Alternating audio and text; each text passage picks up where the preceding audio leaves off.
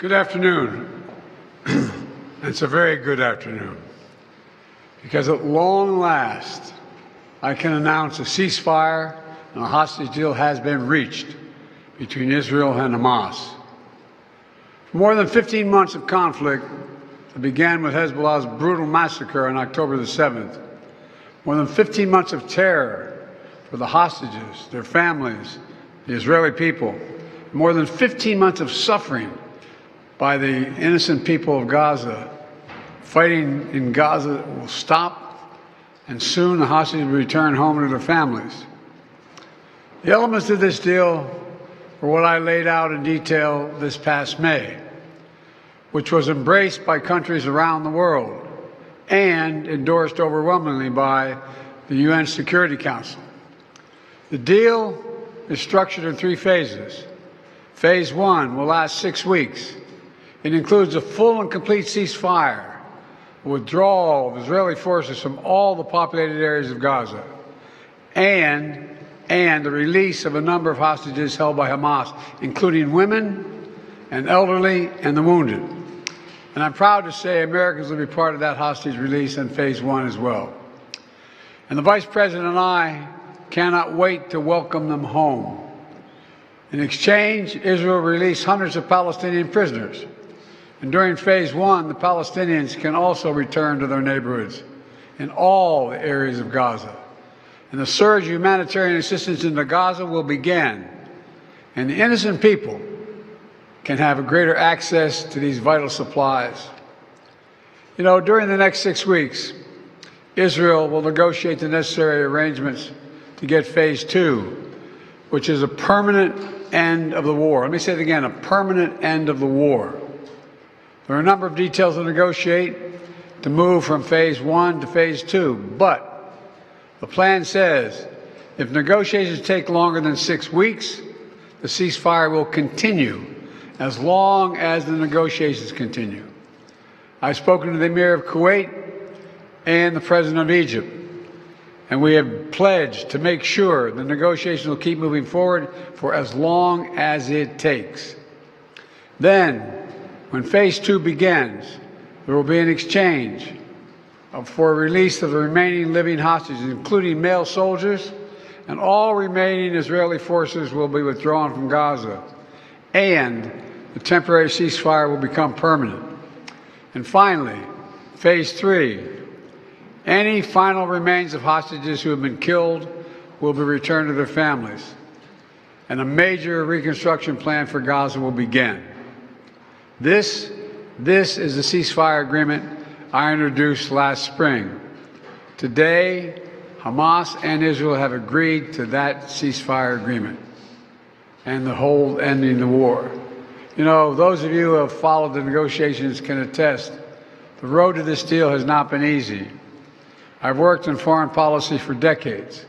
This is one of the toughest negotiations I've ever experienced. And we reached this point because of the pressure that Israel built on Hamas, backed by the United States. Hamas's longtime leader, Sinwar, was killed. Hamas's strongest supporter, Iran, launched attacks on Israel. And those attacks failed after my administration organized a coalition of nations to stop them.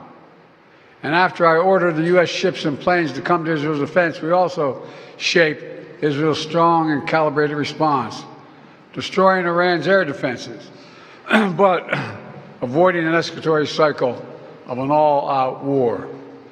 The United States also organized a coalition of 20 countries to stand up to attacks by the Houthis, including their missile attacks in Israel. Then, Hezbollah, another of Hamas's strongest backers, was significantly weakened on the battlefield, and its leadership was destroyed.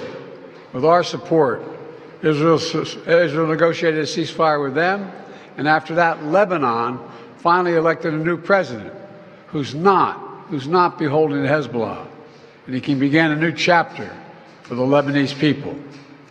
All told, these developments in the region, which the United States helped to shape, changed the equation. And so now, the terror network that once protected and sustained Hamas is far weaker. Iran is weaker. Iran is weaker than it's been in decades. Hezbollah is badly degraded, and after more than 15 months of war, Hamas's senior leaders are dead.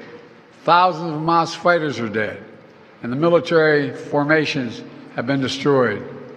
With nowhere to turn, Hamas finally agreed to releasing hostages. You know, there was no other way for this war to end than with a hostage deal. And I'm deeply satisfied this day has finally come, for the sake of the people of Israel and the families waiting in agony, and for the sake of the innocent people in Gaza who suffered unimaginable devastation because of the war. The Palestinian people have gone through hell. Too many innocent people have died. Too many communities have been destroyed. In this deal, the people of Gaza can finally recover and rebuild. They can look to a future without Hamas in power. You know, the Bible says, "Blessed are the peacemakers." Many peacemakers helped make this deal happen, including an extraordinary team of American diplomats who have worked nonstop for months to get this done. Secretary Blinken led the effort. Secretary Jake Sullivan, National Security Advisor Jake Sullivan, Bill Burns, John Feiner, Brett McGurk, Amos Hochstein, and the Vice President worked relentlessly as we work to deliver this deal. I'd also note this deal was developed and negotiated under my administration, but its terms will be implemented, for the most part, by the next administration. In these past few days, we've been speaking as one team. This has been time of real turmoil in the Middle East. But as I prepare to leave office, our friends are strong, our enemies are weak, and there's a genuine opportunities for a new future. In Lebanon, there's an opportunity for a future, free from the grip of Hezbollah. In Syria, a future free from the tyranny of Assad. And for the Palestinian people, a credible pathway to a state of their own. And for the region, a future of normalization, integration of Israel and all its Arab neighbors, including Saudi Arabia. At the G20 in Delhi in September 23, I rallied key countries behind a vision of an economic corridor from India across the Middle East to Europe. That vision can now become a reality. There are risks as well, including ISIS and Iran, even in a badly weakened state, but we're handing off then to the next team a real opportunity for a better future for the Middle East. I hope they will take it. Let me close with this.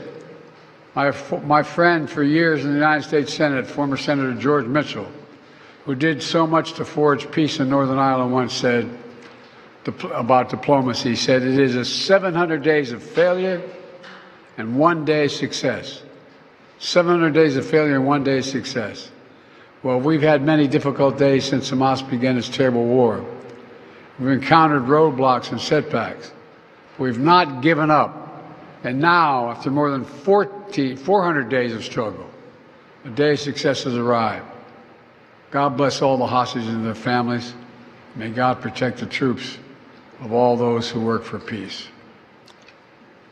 Mr. President, how do you see the future of Gaza now as we're seeing the implementation of this deal will be in the hands of the next administration, and basically they will shape the future of Gaza. So how do you see this future? And also, how much credit do you give to the Trump team for this deal? Trump's already taking credit for it. Well, you know, this is the exact framework of the deal I proposed back in May. Exact. And we got the world to endorse it. Secondly, it's America's support for Israel that helped them badly weaken Hamas and its backers and create the conditions for this deal. And thirdly, I knew this deal would have to be implemented by the next team, so I told my team to coordinate closely with the incoming team to make sure we're all speaking with the same voice, because that's what American presidents do. Thank you.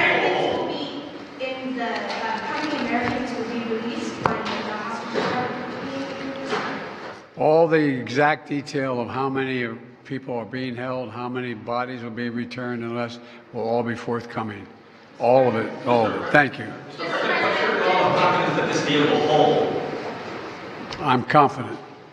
Thank you. Most credit for this, Mr. President, you or Trump? Is that a joke? Oh, thank you.